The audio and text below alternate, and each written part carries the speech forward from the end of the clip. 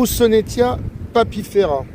Alors ça, c'est ce qu'on appelle le mûrier à papier, puisqu'à Madagascar, entre autres, ils font du papier à partir de l'écorce. C'est un arbre qui se reproduit très facilement par marcottage. Naturellement, ça peut même envahir une colline, hein.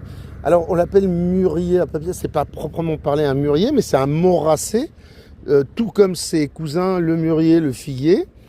C'est un arbre qui est dioïque. Alors là, on peut pas savoir comme ça, mais là, vous voyez, le pied mère est là. Et en fait, on a... c'est pas une mûre, c'est pas une figue. Je ne sais pas comment on appelle le fruit à proprement parler.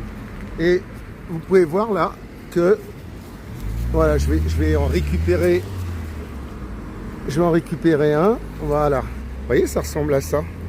Alors là, je suis dans la commune de Bodinard. Si vous voulez le voir, cet arbre, c'est pas compliqué. Il y a le grand rond-point. Par là, c'est la Verdière.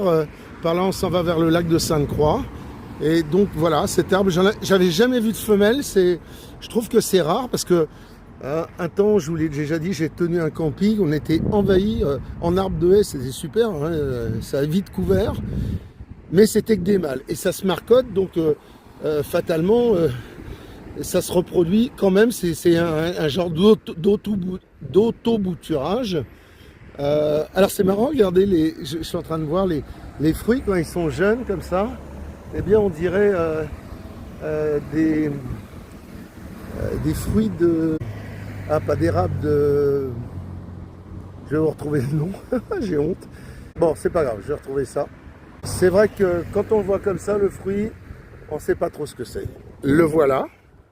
Voilà. Alors, c'est un fruit qui est comestible, qui a aucun vrai intérêt. Je dirais, bon, vous êtes dans le désert, vous n'avez rien à manger. Ok, tiens.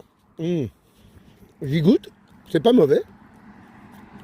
Mais cette espèce de boule verte que vous avez vue ici, elle est toujours présente au milieu. Donc ça, c'est spongieux.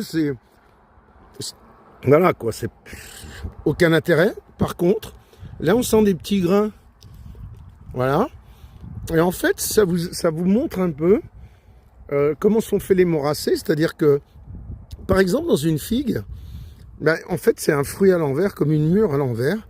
Et là, on se rend compte un peu comment, dans un cyclone de figuier, eh bien, c'est fait un petit peu comme ça. À l'intérieur, il y a sur des petits pieds comme ça, on a les fleurs femelles et les fleurs mâles, suivant que l'arbre est parthénocarpique ou pas. Ici, donc, on va parler de dioïcité, c'est-à-dire il faut un mâle, une femelle pour féconder les fruits. Vous voyez, il y en a énormément au sol. Voilà. Bon, personne ne les ramasse parce que je vous dis pas trop d'intérêt. Puis, en fait, personne ne sait ce que c'est, en vrai. Mais voilà, donc, village de Bodinard, c'est la seule fois que j'ai trouvé un pied femelle. J'ai été très, très surpris parce que je vous dis, j'en ai eu pendant des années à tailler, etc. Et je me posais la question depuis des années. Je dis, mais mince, mais comment il est arrivé là? Comment il se reproduit? Bon, après, j'ai compris que c'était par marcotage, mais je vois jamais de fruits dessus. Eh ben, tu m'étonnes. Voilà madame qui est là devant vous. Allez, à bientôt les amis, abonnez-vous, faites-moi plaisir, et on se retrouve bientôt.